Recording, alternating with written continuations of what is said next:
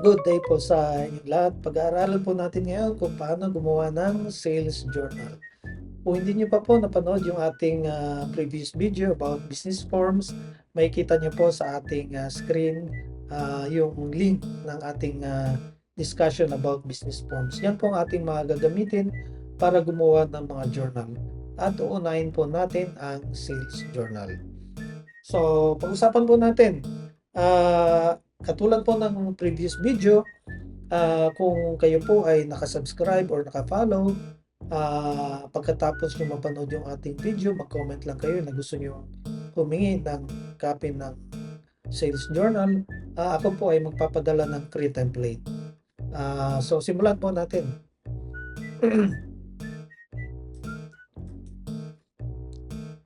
So, yung format po ng sales journal is explain natin in a practical way. Ibig po sabihin kung ano po yung ginagamit natin sa trabaho, kung ano po yung ginagamit natin kung kayo po ay entrepreneur, paano nyo po magagamit yung isang sales journal. Yan po ang ating ituturo. Iba rin po yung classroom type na discussion. Now, babalikan po natin yung formula natin na accounting in case po merong nanonood na entrepreneur na hindi naman po accounting graduate, at least pwede rin po siya gumawa on their own ng sariling sales journal para sa kanilang business. So, bago natin simulan yung ating sales journal, no, i-remind po natin yung ating accounting formula, which is asset equals liability plus capital asset, which is ari-arian equals liability or utang plus equity. So, dapat po balance lagi. So, kailan po tayo magde-debit ng asset? Kailan po tayo magki-credit? Nakalagay po dyan na dapat po magde-debit po tayo ng asset kapag tumaas ang ating ari-arian, yung asset. I-credit po natin kapag bumaba ang ari-arian. So, kabalik rin naman po ito dito sa liability at equity. Kapag bumaba ang utang or capital, debit po yan. So kapag tumaas ang utang or ang capital, credit. So yung ating pong lugi or yung ating gastos or yung ating kita, papasok po yan sa capital. So i-relate po natin pag gumawa na tayo ng sales journal. Now, ang sales journal po, as the name suggests, no, ito po ang journal to record yung ating mga benta. Now, kung kayo po ay businessman or kung kayo po ay nagtatrabaho, normally po you put as much information doon sa ating sales journal.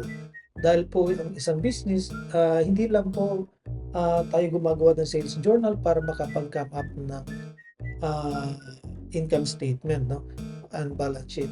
Dapat po ina-analyze po natin yung mga transaction. So, kung kaya nyo na maglagay ng as much information, mas nakakabuti para makatulong sa ating analysis later on. So, nabanggit ko kanina na practical way. So, gagawan po natin ng format na applicable sa ating business. Gagawan din po natin ng mga sample transactions para po mas maintindihan natin. So, pag-usapan natin.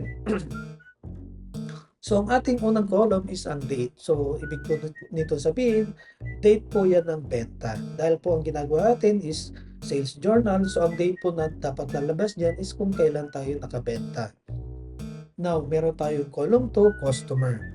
So, sa iba po, hindi na kailangan ng customer. Lalo na yung merong mga kiosk kasi hindi naman nila kilala yung mga bumibili. No? Yung mga may store sa mall, minsan di na po nila nilalagay yung customer. However, yung sa mga ibang type of business, importante po na mayroong customer column. Ma-appreciate po natin yan later on. Pag yung ating pong business is lumago na, dito po natin makikita kung sino-sino yung reseller na malakas magbenta, sino yung dapat bigyan natin ng incentive, mga ganun po. So, meron din pong analysis sa customers. So, punta tayo sa next column. So, meron ditong particulars. Particulars, ito po ay yung simple explanation na makakatulong sa atin to analyze the transaction. So, depende sa atin po kung anong ilagay natin diyan. Kung mapapansin niyo meron diyan paid in cash, sale on TikTok, mga ganyan, 'no. Ah, ang sunod po is ang store. Now, very common na po ngayon, 'no, na kung gusto natin magbenta, meron tayong kiosk sa mall, meron tayong physical store, nagla-live tayo, meron tayong sariling website. So, iba-iba po ang method of selling. Now, dito sa store, nilalagay po natin kung saan natin nabenta para later on, pwede tayo mag-sort, no? And then mag-analyze saan ba ang mabenta, meron bang store na dapat isara, meron bang branch na dapat isara. So, yun po ang importance ng ating information about store. So, punta po tayo sa next column. So, dito na po makikita ang mga forms na napag-usapan natin. Dahil sales journal, ang gagamitin natin is mga invoices. So, kung tayo po ay nakabenta ng cash, ang gagamitin po nating invoice is sales invoice. Yan po ang isang column under physical store, no? Kung meron tayong sariling store. So, number 2, kung meron tayong pautang, ang gagamitin natin is yung charge invoice. Nakalagay din po dyan yung column.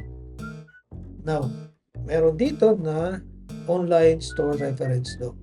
Now, kung meron po tayong Lazada, TikTok, Shopee, o meron tayong official website, once po nakabenta tayo sa mga online platform na ito, nag-generate po ito ng mga sariling invoice. Kaya po pag tayo bumili sa Lazada, meron na pong nakasamang invoice na galing sa Lazada. So, pwede na po nating maging reference yun. Now, kung lumaki na ang ating business, meron din po tayong delivery receipt. Tulad ng na-explain ko nung nabanggit ko sa business forms, pag lumalago na yung business, pwede po maramihan ang ating delivery, ginagamitan na po ng delivery receipt, DR. But as of now, since di pa natin kailangan, pwede natin i-hide muna. Ang sunod po na column is ang product. So, naglagay po tayo dyan kung ano ang nabenta natin, no? Assuming yan po yung ating mga produkto. Pwede rin po na dito nakalagay yung mga item. Meron po mga naka-hide na columns dito na pwede nyo gamitin. However, para mapaikli yung ating sales journal, naglagay po ako dito ng mga products para ma-identify natin yung mga nabenta. But meron din po mga naka-hide dito na naglagay ako ng mga description dyan. Ang purpose po niyan, at the end of the month, pwede natin makita yung total, no? Ma-analyze natin yung mga item na fast moving. So, yan po. So, ano naman tong debit and credit na nakalagay dito? So, isa-isahin po natin yan, no? Kung tayo po ay nakabenta, meron po tayong undeposited collection. Ano po ibig sabihin yan? Kung ang nagbayad po sa atin ay in cash or in check, ang tawag po doon sa na-receive natin is undeposited collection. Hindi pa po cash in bank. Kapag ito ay na-deposit na, yan po ay cash in bank na. So, bakit po nasa debit? Pag nagbenta po tayo, tumaas ang ating asset dahil nakatanggap tayo ng cash. So, tumaas ang asset, tingnan po natin sa formula. Tumaas ang asset, tumaas ang ari-arian, debit. So, debit po pag tayo nakabenta ng produkto. Ano naman itong cash in bank? Kung ang buyer po nag-deposit direkta sa ating bank account, cash in bank po ang debit yan. Tumaas ang ating ari-arian. Nagkaroon tayo ng pera sa bangko. Kung ang ating customer ay nagbayad ng through GCash or PayMaya, tawag po dyan is e-wallet. So, tumaas po ang ating ari-arian. Nagkaroon po tayo ng pera sa ating e-wallet. No? Dito naman po, accounts receivable, POS o bangko, normally po, kung mapapansin nyo, minsan nagbabayad yung credit card or debit card, sinuswipe po yan sa mini POS, no? So, yan po ang purpose niyan. Now, once po nagbayad, ang isang customer through mini POS, no, using debit and credit card, hindi pa po pumapasok sa atin ang pera. Pumapasok po yan sa bangko. So, ang nangyayari po is receivable natin sa bangko. normally nare-remit po yung amount in a week's time. So habang hindi pa po na-remit sa atin, hindi pa po natin yan cash. Receivable pa po natin sa bangko. So ano naman tong accounts receivable trade? So accounts receivable trade, may nangutang sa atin ng customer. So yan po ang ating collectible sa ating customer. Yan po is ari-arian din. Hindi natin nahawakan, pero ari-arian natin yan. Yan po ang ating mga pautang. Tumaas ang ating ari-arian dahil nagbenta tayo, kaya po yan ay debit. So ano naman tong commission expense? Now, kung tayo po ay gumagamit ng online platform, Shopee, Lazada, or meron tayong sariling official website using WordPress or Shopify, once po tayo nakabenta, hindi po natin nakukuha in full yung ating benta. Meron pong commission ang Lazada, meron pong commission ng Shopee, meron pong transaction fee ang Lazada, meron pong transaction fee ang Shopee. So, nababawasan po yung ating collection. Yan po yung charge nila is nare-record as commission expense, or pwede natin palawakin commission and service fee, parang ganon. So, depende na po sa atin kung anong ilalagay natin na account name. Ano naman itong bank service charge? Now, ang bank service charge is kung meron po nagbayad sa atin through GCash, through PayMaya, kung mayroon tayong QR code, kung meron nagbayad ng debit card or credit card, meron pong cut ang bangko. For example, kung nag-issue ng credit card sa customer is BDO, ginamit niya yung BDO credit card niya pambayad sa atin, hindi po lahat ng amount na binayad ng customer na pupunta sa atin. Meron po yan mga around 3.5% na napupunta sa bangko. So yun po ang bank service charge. Now, ano naman itong freight and handling? Now, freight and handling po is yung mga shipping fee. Kung tayo po ay nakabenta, merong shipping fee, dito po yan papasok. Kung tayo po ay nagpadala ng maraming stocks through inter-island, gagamit po ng mga barko, yung mga gasto po sa shipping, dyan po papasok. Yan po ang freight and handling. Now, kung dito, mapapansin nyo, puro ari-arian, dito naman po nakadebit ang gastos. Gastos po yan, commission, binayaran natin sa mga online platform. Binawas ng bangko sa atin is bank charge. Gasto po yan. Freight and handling, gasto din po yan. Kung titingnan natin sa formula, no, saan papasok ang gastos? Ang expenses o ang gastos at ang kita ay part ng kapital. So kung ang gastos, kapag bumaba ang utang or kapital, pag tayo po ay gumastos, liliit po ang capital. So, bumaba ang capital dito po sa debit. Kaya makikita nyo po naka-debit ang expenses. Ayan po. So, ano naman ang credit?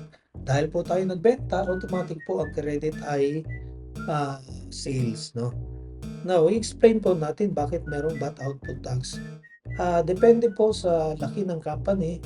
Kung hindi umaabot ng 3 million o sobrang 3 million, diyan na po papasok yung percentage tax or vatable transaction, kung vatable yung company. So, ina-assume natin na medyo malaki yung benta natin sa isang taon, kaya po nag-compute tayo ng VAT output tax. So, ang credit po natin dapat nakahati into sales at into VAT output tax. Now,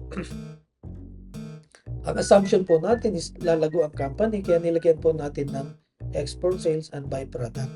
Now, ang sales local, ibig sabihin po niyan, nakabenta tayo sa Pilipinas. Ang sales export po, kung mag-export na po tayo. Ang sale naman na byproduct, ito po yung mga benta natin na nakukuha natin sa produkto na ating ginagawa. For example po, tayo po ay nag-produce ng ating sariling product. Example, yung mga sardinas na ginagawa ng mga company. Once nagbenta po sila ng sardinas, sales po nila yan locally. Kung meron silang in-export na sardinas, sales export nila. Ang byproduct po nila, kung ang isda ay kanila pong hinati, no, yung ulo at buntot, hiniwa po yan. Then yung body lang ang nilalagay sa lata para gawing sardinas.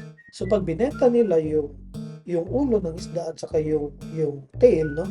Yan po ay tinatawag na byproduct. Kung ginawa nila itong fish meal bago ibenta, byproduct pa rin po yun. So yan po yung tinatawag na sales byproduct. So dahil sa ngayon hindi pa natin ginagamit, is i-hide po muna natin. Okay. So tulad ng nabanggit ko kanina, para mas maintindihan natin, gagawa tayo ng mga sample transaction. So merong nagbayad, no? August 1, nagbayad yung customer A in cash, bumili siya sa ating store. So dahil in cash, gagamitan natin ng sales invoice. So bumili siya ng shampoo, nilagay natin dito yung item, but meron na po akong naka-hide dyan kung saan pumasok yung mga produkto, no? Now, dahil po nagbayad siya ng cash, no, natanggap natin yung cash, ang tawag po dyan is a deposit in collection. Pwede rin po gawin natin cash on hand. So, depende na po sa atin. But for now, ang ginawa po natin is a deposit in collection para identifiable siya. So, ano po ang credit? Ang credit po is sales, no? Hinati po natin yung sales at saka yung VAT output, which is 12%. So, balance po dapat yung debit and credit. Nakita po natin dito sa formula, asset equals liability plus capital. Dapat po equal, no? So, yung debit at saka yung credit. So, dapat dito, balance po. No? So, pag ito hindi nagbalance, ibig sabihin may something problema po sa ating mga balancing figure dito. Dapat po itong color na ito at itong color na ito, debit and credit, balance po lagi. So, punta po tayo sa transaction number 2. Meron po nagbayad, no? Nag-deposit direkto sa account natin, no? Pumunta siya sa store at nag-deposit sa atin, no, through online. So pag-check po natin sa account natin na pumasok yung pera, since pumasok po yung pera is dapat po mag-record tayo ng cash in bank. So ang credit natin is sales pa rin, no? Hatiin natin ito sales local and VAT output. So dapat balance pa rin po. So, meron na namang customer pumunta sa atin, nagbayad through GCash.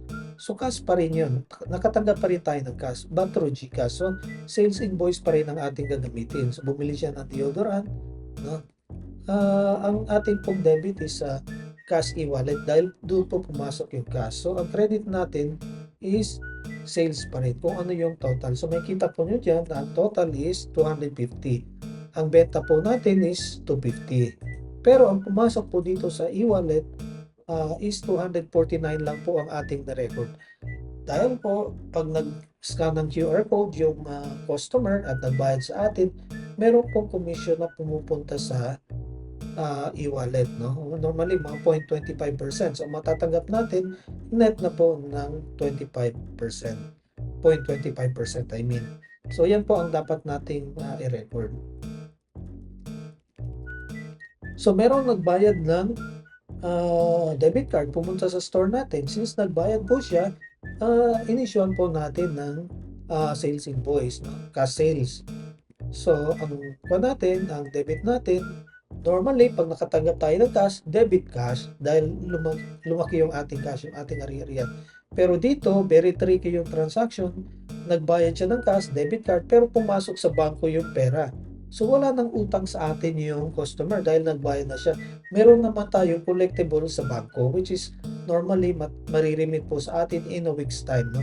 Siguro matagal na yung 2 weeks. So, habang hindi pa po pumapasok sa atin, meron tayong collectible sa bangko na 36,000, no? Bakit hindi po pareho dito sa total amount na benta natin?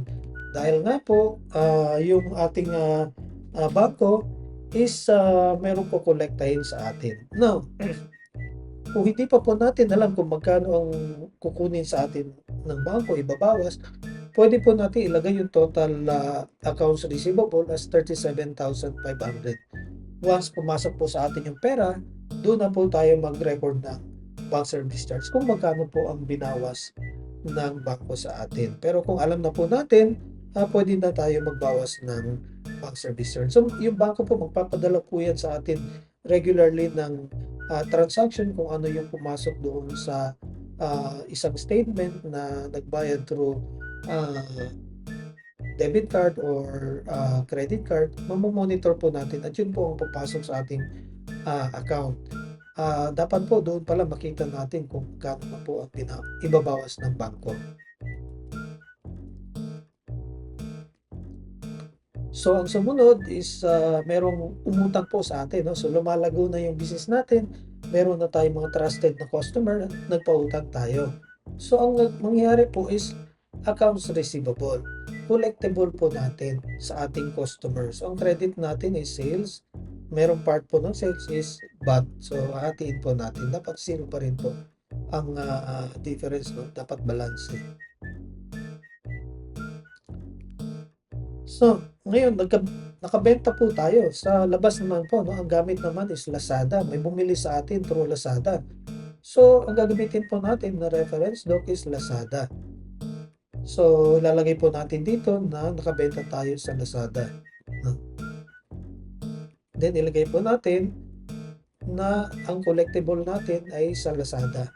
Nagbayad po yung customer, so wala ng utang sa atin yung customer, pero yung bayad po is pumasok sa ah, Lazada, so collectible po natin sa Lazada. However, dahil po may commission ng Lazada, i-minus na po natin ang commission at pati na rin ang freight handling. Now, makikita po natin ito doon sa exported data. Ibig sabihin, i-access po natin yung ating Lazada store, no, yung system, and then mag-download po tayo ng data, i-export po natin yung data. Makikita na po natin doon kung magkano yung ating ipokolekta. So, dito po natin ilalagay yung mga data. So, balance din po dapat yung credit natin. So, ganun din po sa Shopee, gamitin natin yung document galing sa Shopee, no? Ganun din po ang treatment, no? Accounts receivable din po sa Shopee.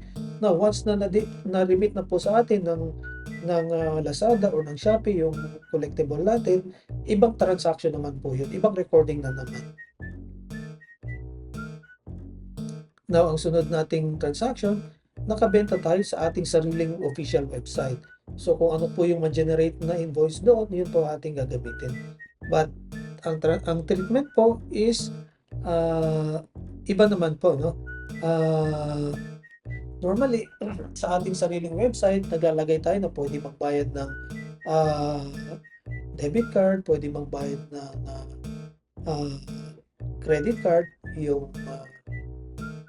ating customer, kung nagbayad po sila ng debit and credit card, kung ano po yung online payment system na nailagay natin, doon po yung collectible natin. So, marami po yan. Pwedeng PayMaya din yung nag-provide sa atin ng debit and credit na online payment system. So, doon po natin, i-remit po sa atin yan every week or every 2 weeks. So, collectible pa natin po. So, minus po kung ano man yung bank charge, kung alam na natin. Sorry. Kung hindi po, pwedeng total amount muna dito, saka na po natin i-record yung bank charge kung alam na po natin kung magkano ang ibabawas. So, ang ating credit is sales pa rin minus yung bought output tax. Now, kung nakabenta po tayo TikTok, sa TikTok, no, set up po tayong TikTok shop, ganun din po, accounts receivable. Papasok po yung bayad doon sa TikTok and then later on po, ita-transfer sa account natin. Kung ang payment po is automatic pumasok sa ating account on the same day, then pwede na po natin i-record as cash in bank. No? Kung hindi pa, is accounts receivable pa po natin yan sa TikTok. I-minus na po natin kung magkano yung commission, kung alam na po natin, kung hindi, later on na po natin i-record. Now, kung nagbayad sa atin through PayMaya, through official website, ganoon din po, collectible natin sa so kung pumasok, nagbayad na sa PayMaya, no? Pumasok sa ating e-wallet, so diretso po sa cash e-wallet ang debit.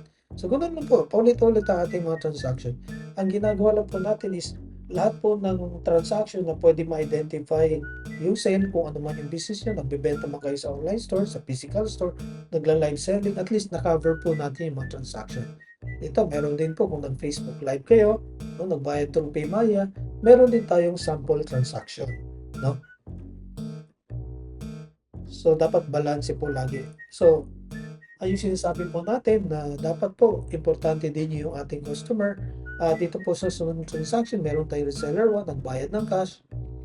So makikita po natin 'no, 'pag reseller marami yung binibili, but discounted yung price para kumita din po sila. So kung dati nagbebenta tayo ng tawa sofa 25, ang bigay po natin sa seller normally mas mababa dahil po doon sila kikita. Pero ang binibili po nila is by volume. So since nagbayad po through PayMaya 'no, nagbayad through cash, dapat, paid in cash, dapat papasok dito sa deposited collection. So credit sales. Ito naman po ang, sunod natin na reseller nagbayad 50% lang 'no. Dahil 50% lang, yung isa is cash, yung isa is utang, dalawa po ang gagamitin na, ah, document. Yung para sa cash sales, yung sales invoice, yung para sa inutang, dapat sa charge invoice. So diyan po yung sa cash papasok sa cash in bank kung dineposit sa ating bank account at yung inutang po is accounts receivable, collectible po natin doon sa customer. So yan po, balanse dapat yung ating, sales at saka yung VAT 'no. Now, at the end of the month 'no, at the end of the month, meron po tayong mga totals dito 'no, totals na undeposited collection at lahat ng account. Ito po is nakalink na sa ating, income statement 'no. Kung mapapansin niyo, pupunta tayo dito sa sa income statement, meron po tayong sales na 138,000. So kung pupunta po kayo ulit dito sa ating sales journal, meron pong 138 na sales. So lahat po yan, lahat ng journals po dito is iko-connect ko po yan sa sales, income statement and balance sheet. However, every video po na gagawin natin, ang ibibigay ko lang is ito, sales journal. Once natapos na po natin lahat ng journals, na-total na po natin lahat ng sample transaction, saka ko na po ibibigay yung whole package na file. So, sa ngayon, ang pag-aaralan nyo lang muna is yung format ng sales journal. Now, i-analyze po natin, no? Dito po sa ating mga quantity, meron po mga naka-hide dito, is makikita nyo po dyan, pag nag-unhide kayo, makikita nyo po dyan yung ilan yung quantity na nabenta ng tawa soap, yung shampoo, yung deodorant. So, ang purpose po niyan every month is na monitor natin yung volume. So, kung tayo po may-ari ng business, no, magde-decide po tayo, dapat dagdagan natin yung order ng mga fast-moving items, babaan natin yung order ng mga slow-moving items para hindi natutulog yung ating pera, or pwede natin i-stop kung talagang mahina yung benta. So yan po yung analysis natin kung bakit kailangan natin ng mga information dito sa ating sales journal. Now, dito naman po sa ating mga customer, makikita din po natin sino yung mas malakas magbenta.